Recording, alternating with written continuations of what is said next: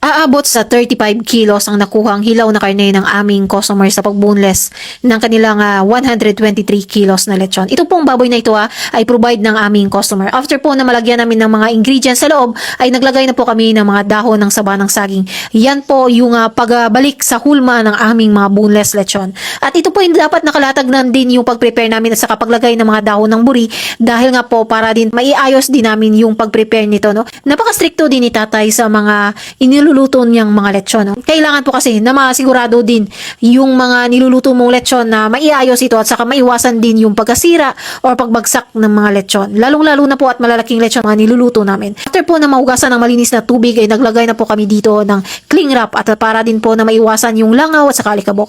Alas 11 pa kasi ng umaga ito magsa-start po kami sa pagluluto. Alas 9:30 pa lang ng umaga ito kaya mga sobrang isang oras pa yung hihintayin namin dito.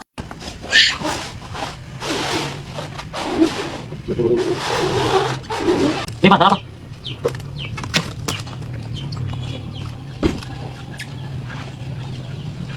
At kinuha na din po yung cling wrap at saka naglagay na po kami dito ng papapahid sa balat ng aming lechon. Isang basong Pepsi, isang basong tubig at saka 180 spoon na food coloring, dark orange po at powder po yung ginagamit namin. Hinahalo lang po yan at yan na po yung pampapahid namin.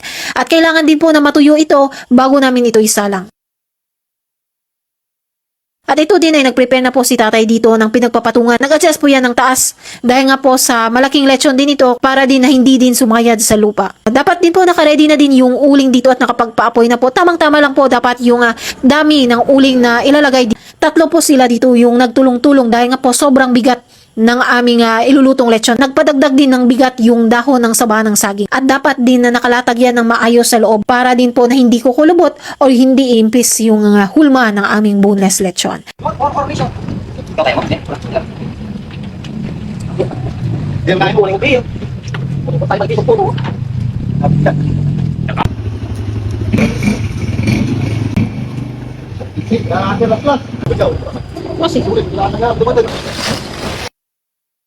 Dagdag na din si tatay dito ng uling sa ibabang parte ng lechon. Yan na po yung paunti-unti pong nagdagdag at kinokontrol niya din yung dami ng uling na nilalagay dito. After po 25 minutes, may lumobo na po sa balat ng lechon at yan po stick po yung ginagamit namin dito para din po na hindi nalalapad yung punit sa balat ng aming lechon. After po 30 minutes, unti-unti na din pumupula yung balat ng lechon. Kita nyo din, sumingaw na po yung sa lumobo sa balat ng lechon. At ito po napakalaki din ng 123 kilos. Katumbas nito yung 4 na lechon ng mga regular size. Kaya dapat sa mga ganito kalaking lechon ay mag-budget din dito ng malaki-laki para sa labor, ingredients, sa uling. At sa mga ganito po hindi lang dalawa yung katuwang ni tatay dito sa pagluluto ng ganitong size. 3 o 4 na katao yung tumutulong dito kay tatay para sa pag-prepare at saka sa pagluto ng lechon.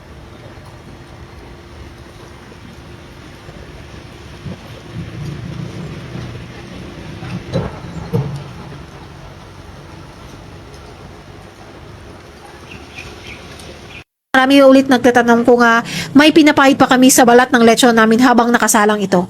Wala na po kaming pinapahid. Pag ganito pong mga sizes, natural na din na lumalabas yung mga mantika nito. Malinis na tela lang po yung pinapahid namin dito para yan po sa mga katas ng lechon na lumalabas. No? Kailangan po kasi na malinisan yan para hindi din dumikit o yung mag-stack po yung mga katas nito na magre-resulta sa pagtigas ng mga balat nito o yung pagkunat sa balat ng lechon. Kailangan po natin na pahiran ito time to time din.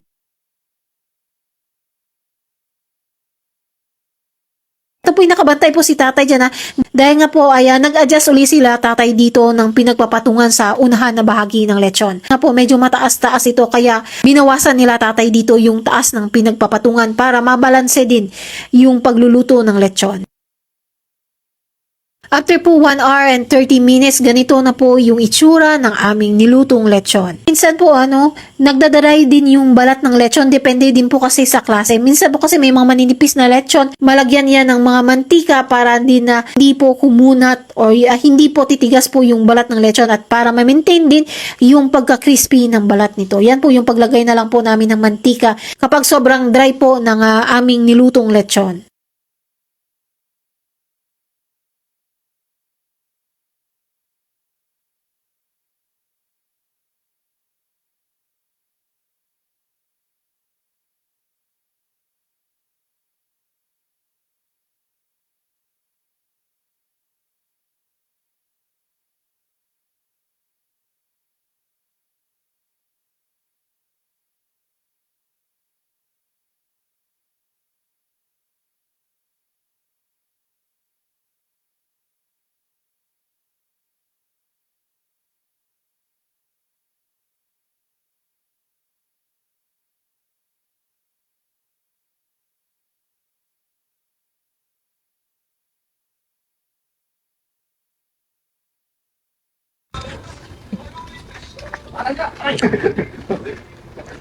Diyos, ligan, likod dyan. At ito na po, nakuha na po namin ito sa pagkakasal.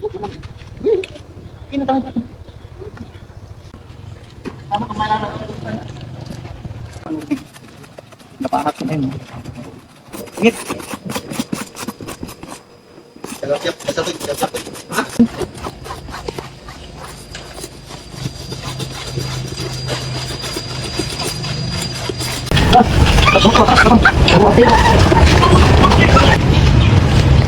Gigi.